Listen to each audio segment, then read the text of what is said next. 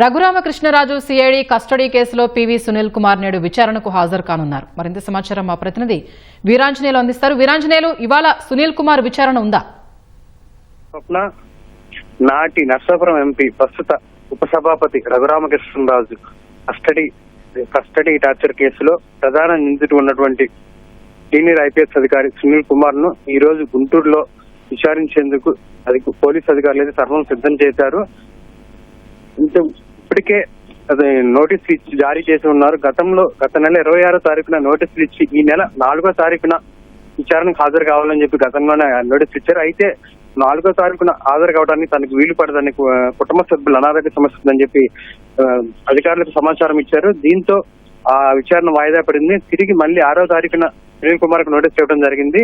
ఈ 15వ తారీఖు అనగా ఈ రోజు గుంటూరులో విచారణ ఖచ్చితంగా హాజరు కావాలని చెప్పి అధికారులు అయితే నోటీసులు ఇవ్వడం జరిగింది. ఈ నేపథ్యంలో గుంటూరులో ఉన్నటువంటి సిసిఎస్ స్టేషన్ లో విచారించేందుకు అధికారులు అయితే అన్ని ఏర్పాట్లు చేశారు.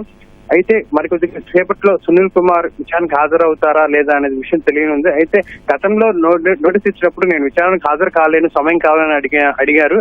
కానీ ఇప్పుడు మాత్రము 6వ తారీఖు నోటీస్ ఇచ్చిన తర్వాత ఇప్పటి వరకు కూడా సునీల్ కుమార్ నుంచి ఎలాంటి స్పందన లేదు. కాబట్టి అతను విచారణకు హాజరయ్యే అవకాశం ఉందని చెప్పి కూడా అధికారులు భావిస్తున్నారు. అందుకు తగ్గట్టుగానే అన్ని ఏర్పాట్లు చేస్తున్నారు.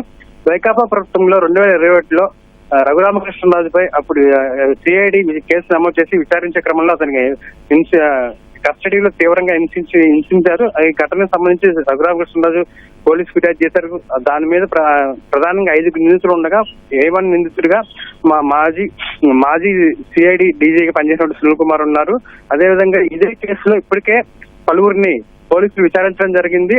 ప్రధానంగా సిఐడి ఏఎస్ఐ పనిచేసినటువంటి విజయపాల్ని, అదేవిధంగా జీజీహెచ్ మాజీ సూపరింటెండెంట్ ప్రభావతిని, ఇద్దరిని కూడా పోలీసులు ఇప్పటికే పలుమార్లు విచారించారు. విజయపాల్ని అరెస్ట్ చేయడం కూడా జరిగింది. అయితే ఈ నేపథ్యంలో ప్రధాన నిందితుడిగా ఉన్నటువంటి సునీల్ కుమార్ ని ఎప్పటి నుంచో విచారించేందుకు పోలీసులు ప్రయత్నిస్తున్నారు. అయితే అతను కొంతకాలంగా కూడా గత నెల 26ని నోటీసులు ఇచ్చారు. ఈ 4వ తారీఖు రమ్మన్నారు. అయితే కుటుంబ పరమైన సమస్యలు ఉన్నాయి, అనారోగ్య సమస్యలు ఉన్నాయని చెప్పి తాను రాలేనని చెప్పి బదిలేయడం జరిగింది. అయితే ఖచ్చితంగా ఈ కేసుని ముందుకు తీసుకెళ్లాలి, త్వరగా ఈ కేసుని ఉన్నటువంటి ఛేదించాలన్న కోణంలో పోలీసులు అయితే గట్టి పట్టుదలుతున్నారు. ఈ నేపథ్యంలోనే ఈ కేసును ప్రధానంగా విచారిస్తుంది విజయనగరం ఎస్పీగా ఉన్నటువంటి దామోదర్ విచారిస్తున్నారు. ఈ నేపథ్యంలోనే ఆయన రాత్రే గుంటూరు చేరుకోవడం జరిగింది. ఇక్కడ విచారణకు సంబంధించి సునీల్ కుమార్ విచారణ సంబంధించి అన్ని ఏర్పాట్లు అయితే చేశారు. పోలీసులు అయితే ఎలాంటి అవాంఛనీయ సంఘటన జరగకుండా కూడా పకడ్బందీగా ఏర్పాట్లు చేశారు. అదేవిధంగా విచారణ సమయంలో ఎలాంటి ఆరోపణలు కానీ ఎలాంటి రాకుండా కూడా సీసీ కెమెరాలు కూడా అన్ని సర్వం సిద్ధం చేశారు. సునీల్ కుమార్ కాసేపట్లో విచారణకు హాజరయ్యే అవకాశం ఉందని చెప్పి అయితే ఇక్కడ విశ్వసనీయ సమాచారం తెలుస్తుంది. కాసేపట్లో విచారణ ప్రారంభించి ఎలా జరిగాయి ఆ రోజు రఘురామకృష్ణరాజు కేసుకు సంబంధించి అతని మీద ఎలాంటి ఒత్తిడి ఉంది, లేకపోతే అతను ఎవరెవరికి ఆదేశాలు ఇచ్చాడు, అతను హింసించాలని చెప్పి ఎందుకు అంతగా పట్టుబట్టాడు, సిబ్బంది మీద ఎందుకు ఒత్తిడి తీసుకొచ్చాడు అనే కోణంలో అయితే పోలీసులు విచారించేందుకు అయితే సర్వం సిద్ధం చేసుకున్నారు. స్వప్న, ధన్యవాదాలు వీరాంజనేయులు.